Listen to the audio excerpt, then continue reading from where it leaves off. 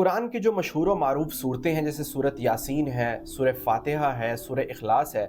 اور جو مشہور و معروف صورتیں ہیں کہ جن کی لوگ بہت زیادہ تلاوت کرتے ہیں، تو آئیے آج اس ویڈیو کے اندر ان کے مختصراً فضائل اور فوائد جانتے ہیں۔ پہلے بات کرتے ہیں سورۃ اخلاص کی۔ سورۃ اخلاص کی کیا فضیلت ہے؟ مختصر سی سورت ہے لیکن اس کا ثواب جو ہے وہ 1/3 قرآن کے برابر ہے، یعنی قرآن کے 10 پاروں کو پڑھنے کا جتنا ثواب ہوتا ہے اتنا اس ایک سورت کے پڑھنے پہ ملتا ہے۔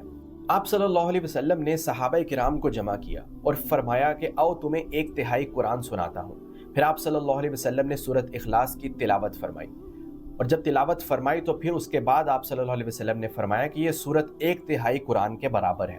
دوسری سورت ہے سورہ واقعہ۔ آپ صلی اللہ علیہ وسلم کے ایک فرمان کے مطابق جو شخص بھی رات کو سونے سے پہلے سورہ واقعہ کی تلاوت کر کے سوتا ہے تو اس کو کبھی فاقہ نہیں آئے گا۔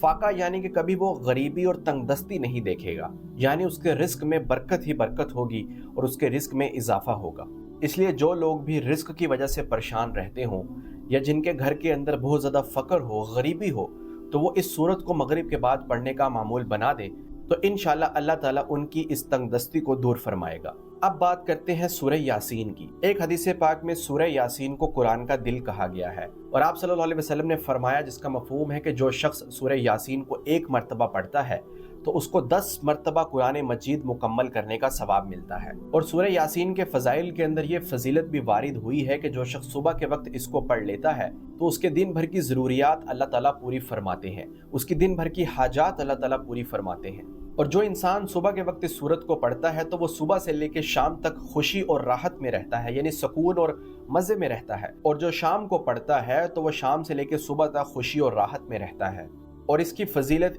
یہ بھی ہے کہ اس کو مردوں کے پاس یعنی قبر کے اندر جو لوگ دفن ہوتے ہیں اگر ان کے پاس پڑھا جائے تو ان کے عذاب میں تخفیف ہوتی ہے، اور جس شخص کی جان نکل رہی ہو، اس کی روح قبض ہو رہی ہو، اس وقت بھی اگر سورہ یاسین پڑھی جائے تو اس کے اوپر نزع کی یہ جو حالت ہوتی ہے، جان نکلنے کی یہ جو حالت ہوتی ہے، اس میں آسانی ہو جاتی ہے، اللہ تعالیٰ کی طرف سے آسانی پیدا ہو جاتی ہے، آسانی سے اس کی روح قبض ہوتی ہے۔ اب بات کرتے ہیں سورۃ کہف کی فضیلت کی۔ کہا جاتا ہے کہ سورۃ کہف کو جمعہ کے دن پڑھنا چاہیے۔ جمعہ کے دن اس کو کیوں پڑھنا چاہیے؟ آپ صلی اللہ علیہ وسلم نے ارشاد فرمایا جس کا مفہوم ہے کہ جو شخص جمعہ کے دن اس سورت کی تلاوت کرتا ہے تو اس جمعہ سے لے کر اگلے جمعہ تک اس کے لیے ایک نور روشن رہتا ہے، یعنی کہ اس کے تمام کاموں کے اندر، زندگی کے اندر، مال و جان کے اندر خیر و برکتیں نازل ہو جاتی ہیں پورے ہفتے کے لیے، یعنی ایک جمعہ سے لے کر دوسرے جمعہ تک۔ اور سورہ کہف کی ابتدائی 10 آیات اور آخری 10 آیات کو حفظ بھی کرنا چاہیے، یاد بھی کرنا چاہیے اور اپنے بچوں کو بھی یاد کروانا چاہیے۔ اس کی وجہ یہ ہے کہ حدیث پاک میں یہ چیز وارد ہوئی ہے کہ جب دجال نکل آئے گا تو جس شخص کو سورۃ کہف کی ابتدائی 10 آیات اور آخری 10 آیات یاد ہوں گی تو دجال اس پر قابو نہ پا سکے گا، اس شخص کے اوپر اپنے فتنوں سے حملہ نہیں کر سکے گا۔ اللہ تعالیٰ اس شخص کو جس کو یہ 10 آیات شروع والی اور 10 آیات آخری والی سورۃ کہف کی یاد ہوں گی، اس کو دجال کے فتنے سے بچا لیں گے۔ اب بات کرتے ہیں سورۃ فاتحہ کی، جس کو ہم نماز میں بھی پڑھتے ہیں۔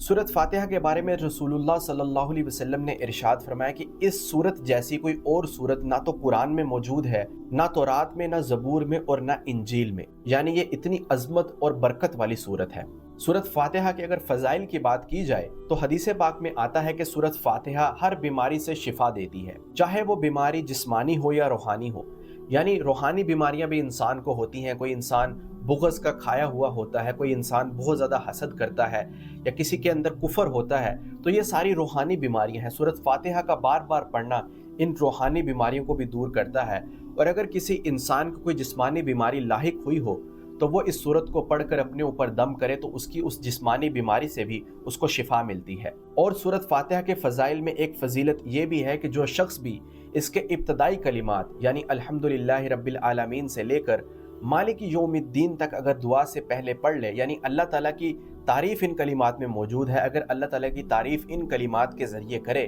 اور پھر اس کے بعد درود پاک پڑھے اور درود پاک کے بعد اپنی کوئی بھی حاجت اللہ تعالیٰ سے مانگے، کوئی بھی دعا، اس کی کوئی جائز خواہش ہو اس کے متعلق دعا کرے اللہ تعالیٰ سے، تو اللہ تعالیٰ ایسی دعا کو قبول فرماتے ہیں۔ کیونکہ حدیث پاک میں آیا ہے کہ جس دعا کے شروع کے اندر بھی اللہ تعالیٰ کی حمد و ثنا، اس کی تعریف کو بیان کیا جائے اور پھر درود پاک پڑھ کر دعا کو مانگا جائے تو اس دعا کی قبولیت کی زیادہ امید کی جا سکتی ہے۔ अब बात करते हैं सूरतुल बकरा की। सूरत बकरा कुरान की सबसे बड़ी सूरत है। हदीस पाक में आता है कि इस सूरत का पढ़ना बाइस बरकत है और ना पढ़ना बाइस हसरत है। यानी कि जो इंसान भी सूरत को पढ़ लेता है तो वो बहुत सारी खैर बरकतों को हासिल कर लेता है,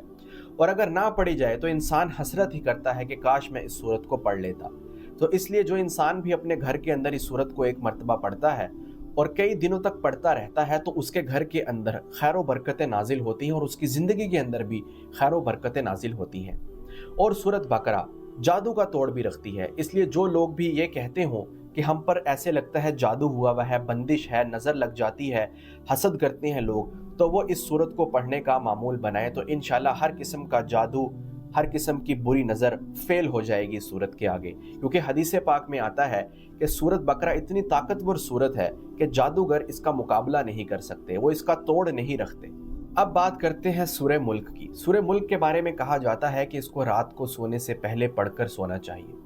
क्योंकि आप सल्लल्लाहु अलैहि वसल्लम की ये मुबारक सुन्नत है कि आप सल्लल्लाहु अलैहि वसल्लम इस सूरत की तिलावत करके सोया करते थे। हदीस पाक में आता है कि कुरान के अंदर एक ऐसी सूरत मौजूद है जो 30 आयात वाली है, और जो भी इन 30 आयात वाली इस सूरत को पढ़ता है तो ये सूरत उस बंदे की उस वक्त तक सिफारिश करती रहती है जब तक कि उसकी बख्शिश ना हो जाए,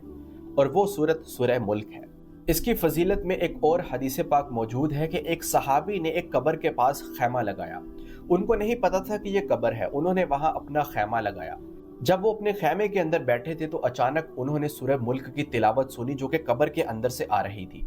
उन्होंने ये माजरा आप सल्लल्लाहु अलैहि वसल्लम की खिदमत में पेश किया कि मैंने एक खैमा लगाया था और कब्र के पास लगा लिया, मुझे नहीं पता था कि वो कब्र है, और उस कब्र के अंदर से सूरह मुल्क की तिलावत की आवाज़ मुझे सुनाई दी। आप सल्लल्लाहु अलैहि वसल्लम ने इरशाद फरमाया कि ये सूरत अजाब को रोकने वाली है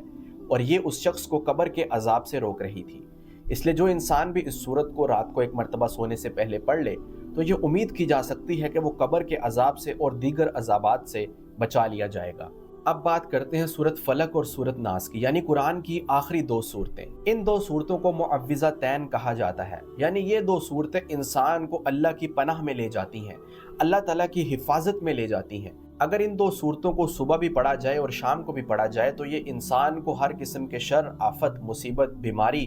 हर किस्म के जादू, बुरी नज़र और हसद से बचाती हैं। अब बात करते हैं आखिरी सूरत, सूरत सजदा की। आप सल्लल्लाहु अलैहि वसल्लम सूरह सजदा और सूरह मुल्क पढ़े बगैर नहीं सोया करते थे, और सूरह सजदा की एक फजीलत ये भी वारिद हुई है कि जो इंसान भी इसको पढ़ने का मामूल बनाता है,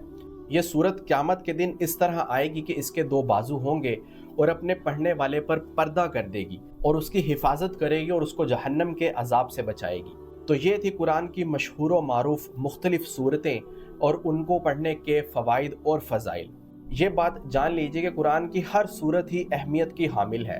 आप जिस भी कुरान की सूरत को पढ़ेंगे उसकी अनवारात और बरक़ात आपकी ज़िंदगी के अंदर ज़रूर आएंगी, अगर आप उसको अल्लाह की रज़ा और खुशनुदी के लिए पढ़ते हैं। आप कुरान का एक हरफ भी पढ़ें तो उस पर भी आपको 10 नेकियां मिलती हैं। इसलिए कुरान को पढ़ने का मामूल ज़रूर बनाएं।